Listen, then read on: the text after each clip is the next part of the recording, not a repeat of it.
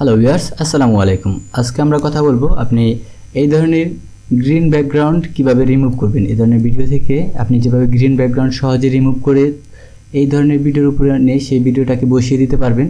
তো সে বিষয়ে আজকে আমরা আলোচনা করব। চলুন দেখে নেওয়া যাক আজকের ভিডিও।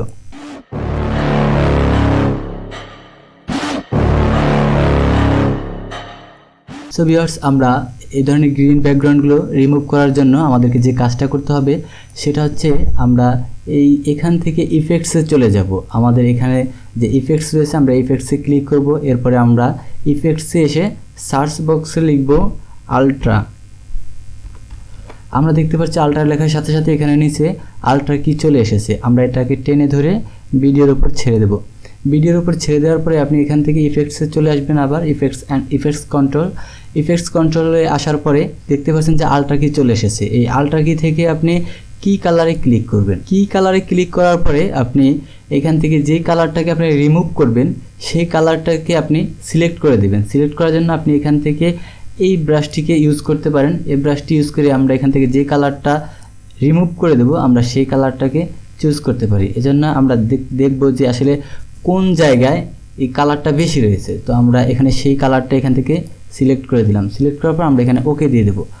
ওকে দেওয়ার পরে এবার আমরা দেখতে পাচ্ছি আসলে কালারটা রিমুভ হয়েছে, বাট খুব একটা ভালোভাবে রিমুভ হয়নি। এজন্য আমাদেরকে যেটা করতে হবে সেটা হচ্ছে আপনি এখান থেকে যে মেড জেনারেশন রয়েছে আপনি মেড জেনারেশনে ক্লিক করবেন। মেড জেনারেশনে ক্লিক করার পরে আপনার এখানে দেখা যাচ্ছে ট্রান্সফার রয়েছে 45।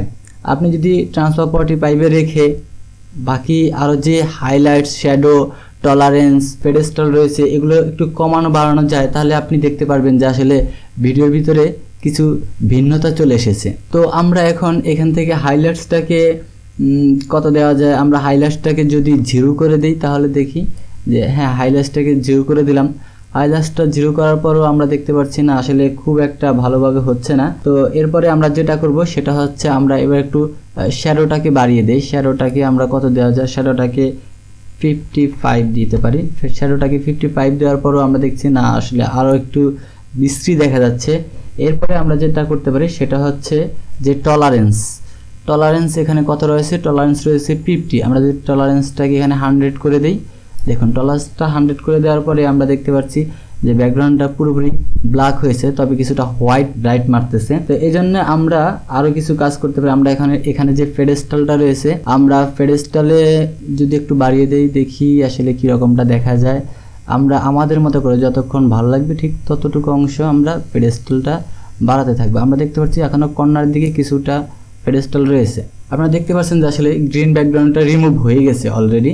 তো এই গ্রিন ব্যাকগ্রাউন্ডটা রিমুভ হয়ে যাওয়ার পরে এখন আপনি এই ভিডিওটাকে এখান থেকে কপি করতে পারেন। আপনি যদি এখান থেকে অল্টার ধরে শুধুমাত্র ভিডিওটাকে কপি করেন এবং অন্য একটি ভিডিওর উপর ছেড়ে দেন আপনি আসলে দেখতে পারবেন তখন যে এটা কেমন দেখাচ্ছে।